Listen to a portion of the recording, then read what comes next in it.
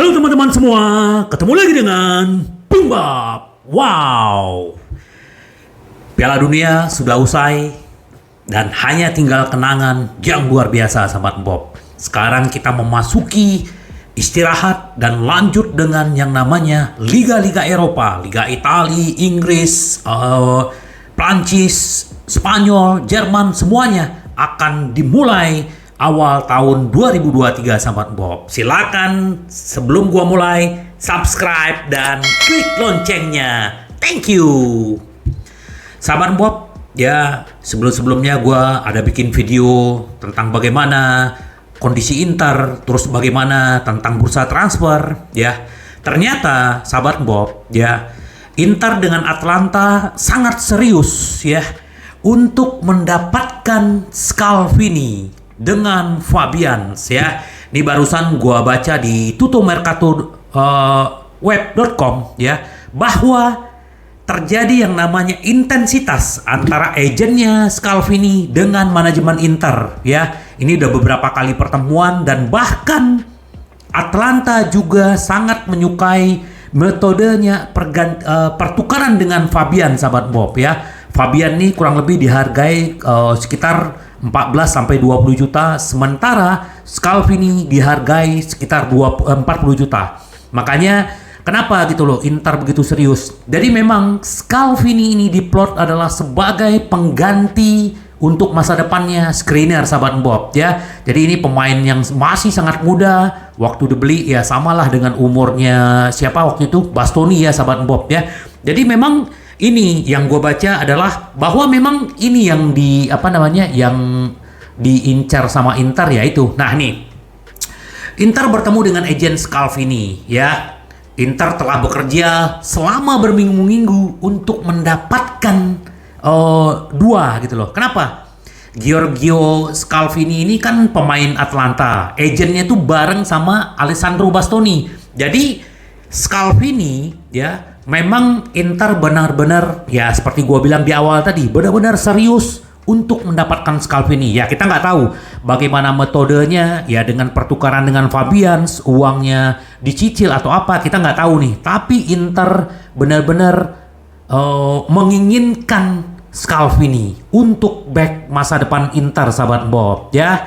Terus sekalian selain ini kan juga saingannya nggak sedikit, ya, sahabat Bob, ya, bahwa klub-klub dari Inggris juga meminati yang namanya Scalvini, tetapi Atalanta dengan Inter punya hubungan baik, ya. Jadi ya ini menjadi keunggulan buat Inter. Yang paling penting adalah bagaimana negosiasi harga, bagaimana cara pembayaran, bagaimana skemanya yang diinginkan, kita tunggu, sahabat Bob. Jadi ya makanya kenapa klub Zhang ingin mencoba mengantisipasi semua orang, bahkan klub kaya Inggris, untuk merebut Scalvini di musim panas, sahabat Bob. Jadi memang kita berharap Scalvini ini bisa merapat, dan ini adalah kemenangan buat Inter, sahabat Bob. Pemain muda Itali sama dengan Bastoni. Nah, kita sambung Bastoni. Bastoni juga sudah melakukan beberapa kesempatan pertemuan dengan agennya, dengan manajemen.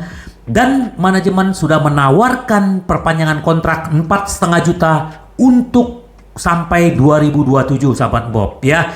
Jadi dia ini kan sudah banyak sekali diincar sama-sama tim Eropa, terutama Inggris. Tapi yang namanya Bastoni orangnya sangat setia dan hanya kepengen tinggal di Inter, ya. Itu kata dia. Tapi ya memang dia memang begitu suka bermain di Inter dan memang sudah mendapatkan chemistry-nya, sahabat Bob, ya. Kebayang ada Bastoni, ada Scalvini, luar biasa, ya. Inter sekarang akan bisa didominasi oleh pemain-pemain Itali, sahabat Bob. Ini yang sebenarnya yang diinginkan Opa Marotta dan Ausilio. Bagaimana masa depan Inter 4-5 tahun ke depan, benar-benar pemain-pemain muda, pemain-pemain Itali, tetapi mereka bisa menciptakan prestasi, bisa meraih kemenangan-kemenangan untuk mendapatkan prestasi tinggi juga di Eropa, sahabat Bob, ya. Ini luar biasa. Kalau menurut gua ini adalah berita yang bombastis, ya. Scalvini berarti sudah mendekat, ya. Kalau sudah ada terjadi pertemuan beberapa kali ini, menurut gua positif dan senang banget ya kalau Scalvini merapat musim depan, dan kita juga pasti senang dengan perpanjangan kontraknya Bastoni. Apakah Bastoni setuju 4,5 juta? Ya, apakah mungkin nanti juga bisa pakai skemanya kayak Barella dari tahun ke tahun naik, sahabat Bob ya. Apalagi kalau kita berbicara Bastoni, wow, harganya berapa sekarang, sahabat Bob. Jadi ya wajar dia digaji tinggi, sahabat Bob. Ini untuk Scalvini dan Bastoni, dan gua happy banget, sahabat Bob ya, bahwa kalau ini benar-benar kita mendapatkan dan bisa memperpanjang kontrak Bastoni, itu lebih dari apapun, sahabat Bob. Luar biasa ya. Jadi memang kita cukup senang dengan berita ini. Nah, sahabat Bob, ini untuk gua sambung lagi, ini screener ya yang terbaru ya.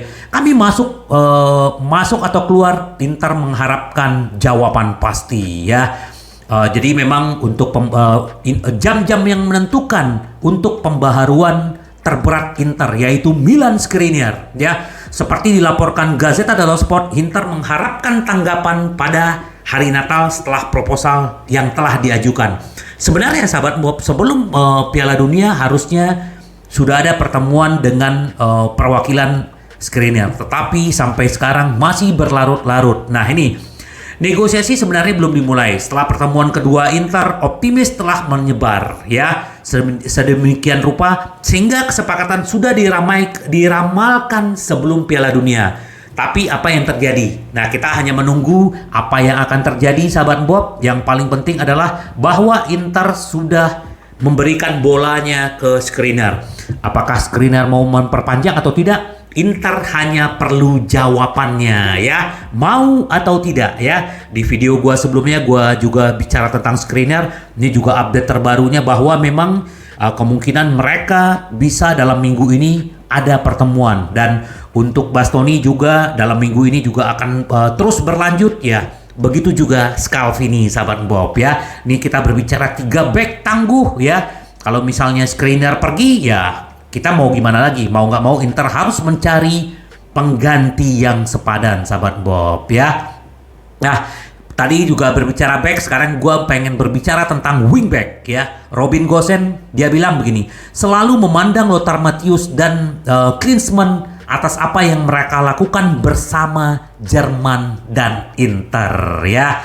Jadi saat Gosens bergabung dengan Inter dari Atalanta ya, dia kan istilahnya sebagai pemain Jerman pertama yang mewakili Nerazzurri. Nah, orang-orang seperti Matthäus, Andreas Brehme memenangkan gelar Serie A pertama selama musim 1988-89. Sementara Klinsmann bergabung dengan mereka musim berikutnya dari Stuttgart, membawa Inter memenangkan Piala UEFA tahun 90-91, sahabat Bob ya. Jadi Gosens sangat menyadari bahwa warisan pemain Jerman di Inter, nah untuk bagiannya mereka termasuk di antara pemain yang telah menjadi inspirasi khusus bagi Gosens dalam permainan.